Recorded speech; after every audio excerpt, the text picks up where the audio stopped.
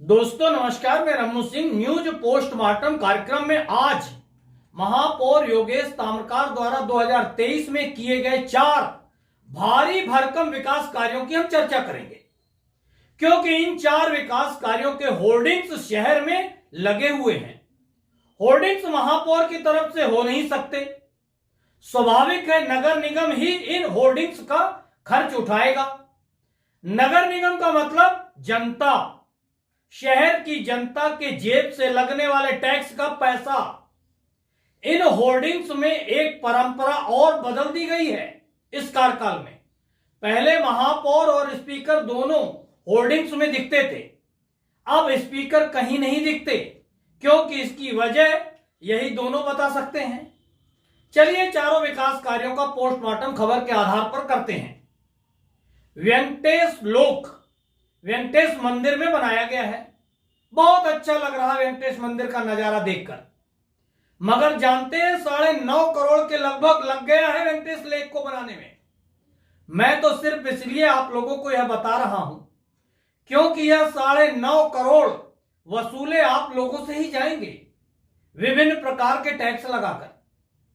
जगत देव तालाब का निर्माण नगर निगम ने ठेकेदार को पेमेंट देने के बाद बंद कर दिया, यह कहते हुए कि इस तालाब की जमीन विवादित है। तो हे नगर निगम, वेंकटेश मंदिर की भी जमीन तो विवादित है।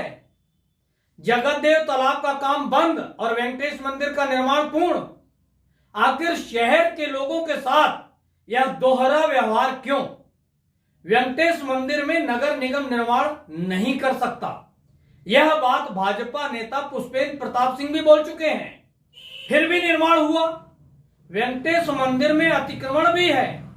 अतिक्रमण करने वाले लोग हाथ ठेला वाले, फुटपाती या झुग्गी बस्ती वाले गरीब लोग नहीं हैं। शायद इसलिए नगर निगम यह अतिक्रमण नहीं हटा पाया। एक महापुरुष के लिखे शब्द यहां बोलना मुझे उचित लग रहा है।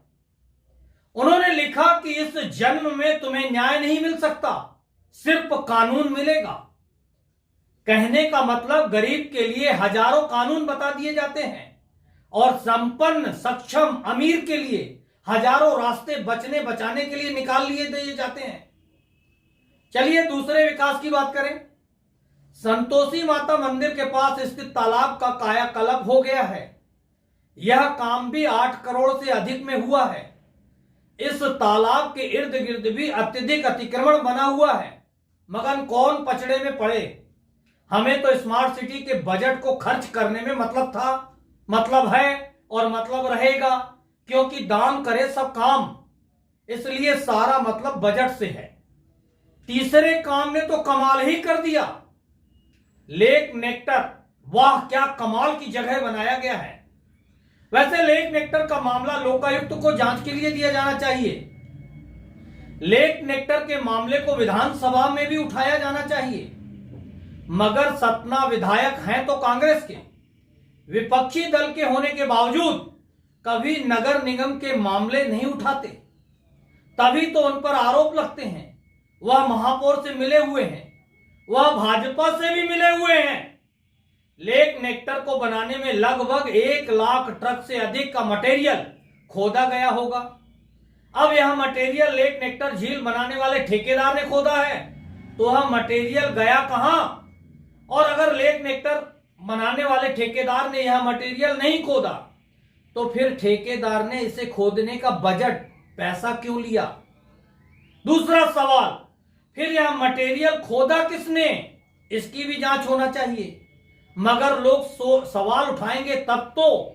ऐसे में एक शेर बहुत सही समझ में आता है, जिंदा वह नहीं जो जी रहा है, जिंदा वह नहीं जो जी रहा है, जिंदा वह है जो मरने से पहले मरा नहीं। जनता कितने विश्वास के साथ अपना नेता चुनती है।